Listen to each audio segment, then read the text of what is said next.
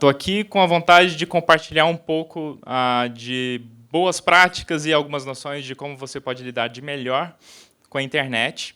A gente vê essa evolução de volume de interações que a gente tem no nosso dia a dia aumentando cada vez mais, e não necessariamente a gente adota as melhores práticas em cada uma dessas interações. Esqueci de pegar meu passador, peraí.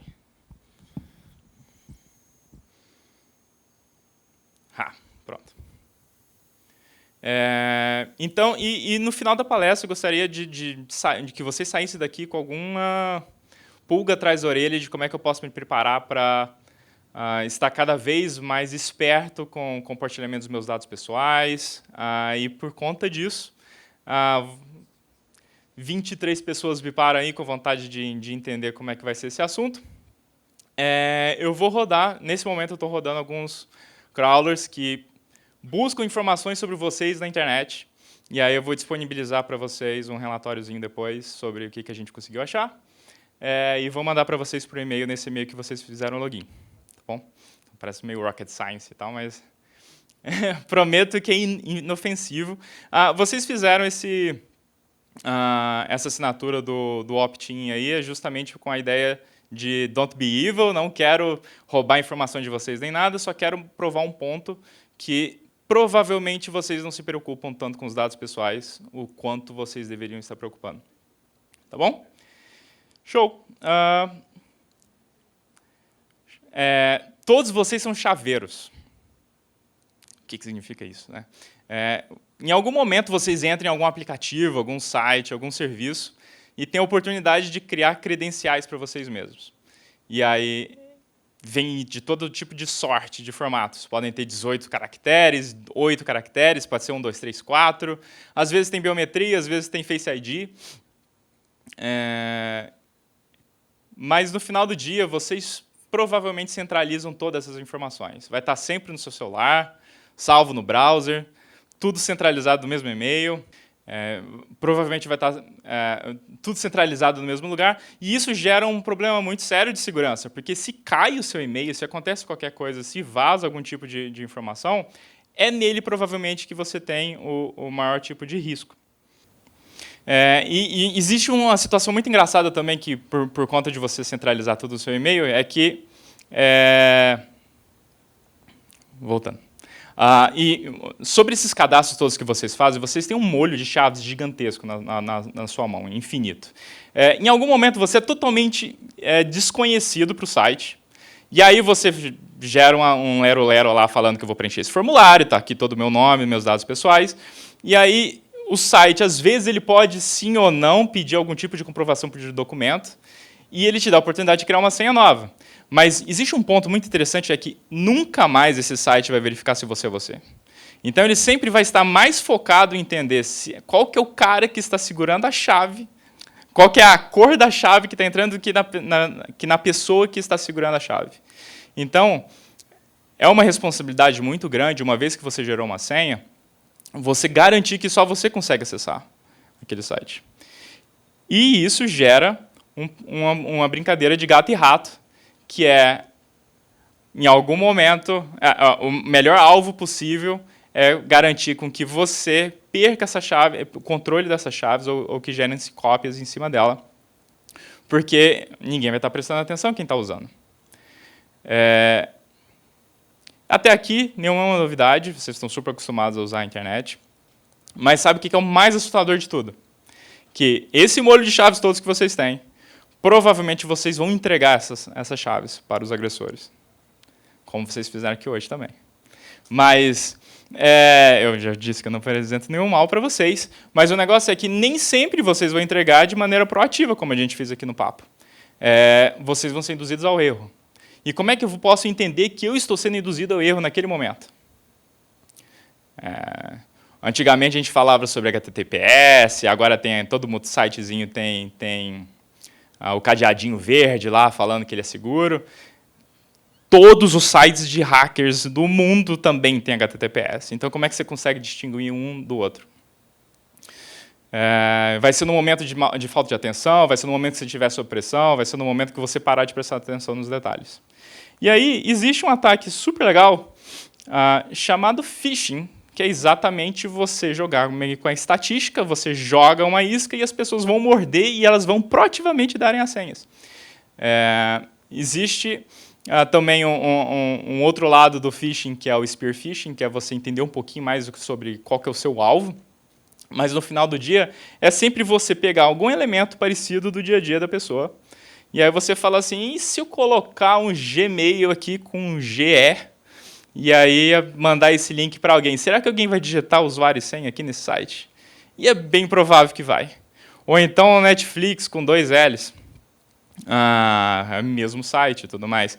E o que é interessante? Que nem os donos do site sabem que isso acontece. Porque vai chegar uma requisição no site deles falando assim, uai, essa pessoa aqui veio de um outro IP, de um outro domínio, que não é o meu load balancer, mas ele sabe exatamente quais são os endpoints do meu site. E ele vai dar um problema de CORS, provavelmente, mas ele vai falar assim, eu não sei de onde que veio. Então é um ataque muito limpo, a menos que você realmente tenha um domínio que consegue rastrear você de volta. Mas esse é o objetivo, de você passar desapercebido.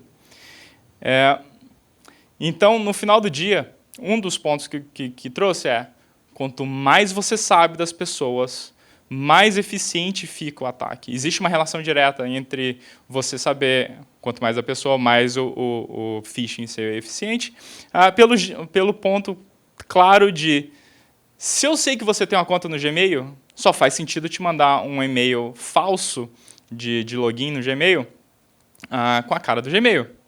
Ou se você está vendendo um carro, só faz sentido te mandar uma proposta fraudulenta ou um link malicioso com o tema do carro que você está vendendo, né? Então, cada vez mais fica mais eficiente se você coleta mais dados sobre as pessoas. E aí vem um ponto também que são vocês que dão essas informações. Todo lugar que você entra, que você faz check-in num hotel, hotéis são desafiadores, porque você, além de tudo, tem que escrever no papel, mas em todos os lugares você entra, você vai, coloca seu CPF, coloca seu número de telefone, coloca seu e-mail pessoal, e eles nem sabem por que eles te pedem, é simplesmente um protocolo de cadastro. E aí existe o ponto que é, esses sites não são confiáveis. E uma das certezas que você tem é que algum dia você vai ser hackeado. Espero que não, mas a maior parte dos sites hoje são muito vulneráveis. Às vezes eles não são hackeados porque eles nem sabem que esses sites existem. Mas se vaza essa informação, e você provavelmente deve reutilizar sua senha em vários outros lugares, se vaza de um lado, a gente pode começar a trabalhar, né, para conseguir o acesso em outro. Tá bom? E aí trago um ataque que eu fiz na minha vida pessoal também. Recentemente fiquei noivo. E aí, botando em prática sobre quanto mais você conhece a pessoa, mais vulnerabilidade você encontra dela, a gente começou a jogar um joguinho chamado Termo. Não sei se vocês já jogaram, que você tem que adivinhar uma palavra. Então, cara, fiz uma coisa super simples. Você pega um wget ali, pega todo o código do site, porque ele tem que ser renderizado para você, para jogar no navegador. E aí eu mexi na palavra final, quando você ganha o jogo, e ele dá um pedido de casamento. E aí, fiquei noivo. Né?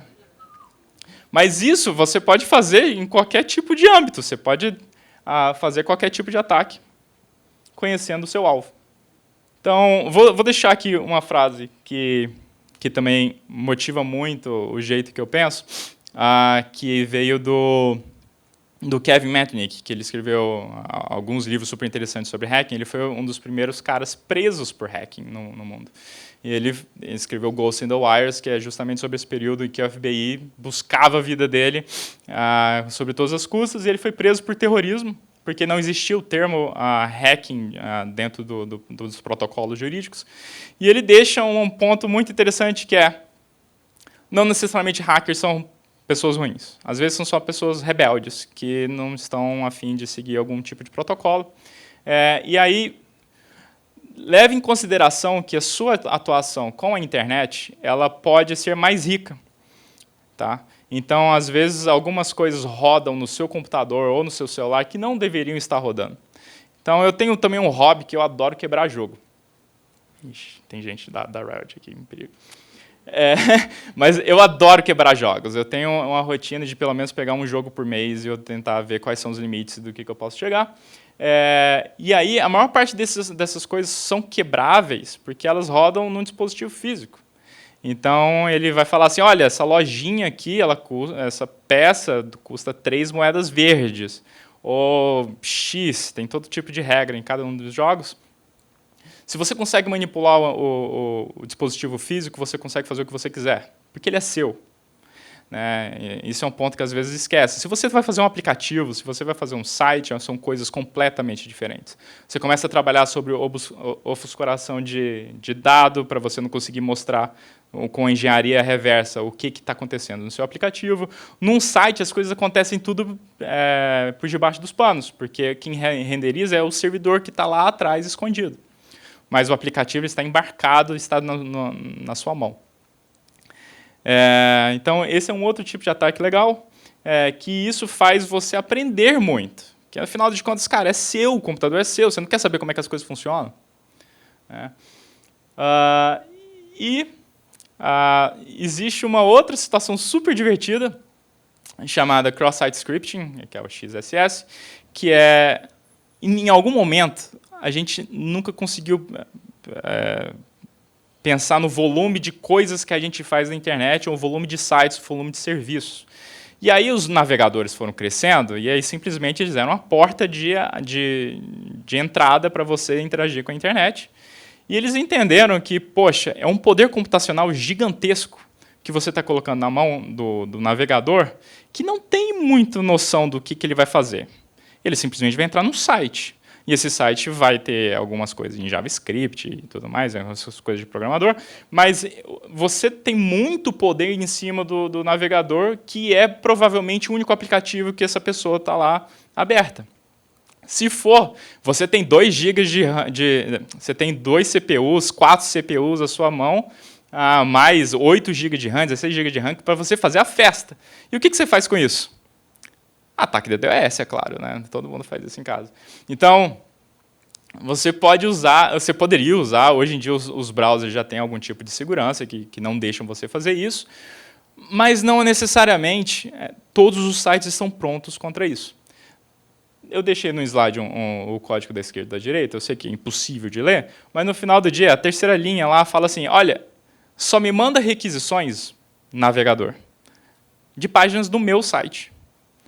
Porque não faz sentido um outro site fazer requisições para mim, ou vier de algum tipo diferente de origem. Então, isso até pouco tempo atrás não existia. Então, significa dizer que, provavelmente, a maior parte dos sites estão expostos hoje para ataque de DDoS, que é o ataque que derruba o serviço. Então, outro ponto interessante que com a evolução das coisas, você tem que estar sempre antenado, porque essas coisas vão continuar acontecendo para sempre, se você não corrigir.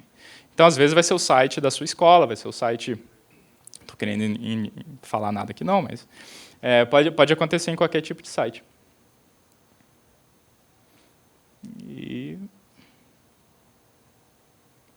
Boa. E o Alan Moore, que é outra pessoa que é incrível, um dos escritores do Batman, que não tem nada a ver com tecnologia, ele traz um ponto que a tecnologia ela tem seus dois lados. Perdi o retorno de novo. Voltou. Um dos pontos que eu queria trazer 2 reflexões com essa frase, que nós nunca tivemos tantas pessoas conectadas. E não necessariamente nós fomos alfabetizados com a tecnologia. A gente não era tão íntimo antigamente. Nossos pais, nossos tios, avós, é um mundo completamente diferente. Na verdade, eles lidam com tecnologia como uma caixa preta. Né? Falam assim, olha, existe a internet ali, vai lá mexer na internet. Bem diferente como, por exemplo, os meus filhos do futuro vão lidar. E aí, por conta disso, se vocês são pessoas que estão antenadas, ajudem eles. Porque eles estão muito expostos, tanto quanto você, mas no final do dia, às vezes, você vai descobrir rápido que você foi atacado. Às vezes, eles não vão. Então, ajudem eles a fazer essa transição de tecnologia. E um segundo ponto, que gostaria de deixar bem claro, reconsidere sites, sistemas que vocês façam cadastros. Porque se eles não lidam bem dos seus dados, eles vão abrir portas futuras que você vai ter problema. Então, hoje, você consegue acessar qualquer outro sistema do Brasil se você conseguir os dados que eu vou mandar para vocês do relatório que eu estou levantando. Então, se você conseguir o nome da mãe, que é ridiculamente fácil, CPF, data de nascimento, você consegue acessar todos os sites do governo. Então, quem aqui que gostaria que eu fizesse um bot automático que cadastrasse como mesário lá nas urnas, né? Poxa, época de eleição está aí. Né? Então, sabendo disso, protejam seus dados pessoais. Eles são a porta para tudo que você faz na sua vida. Bom, obrigado, galera.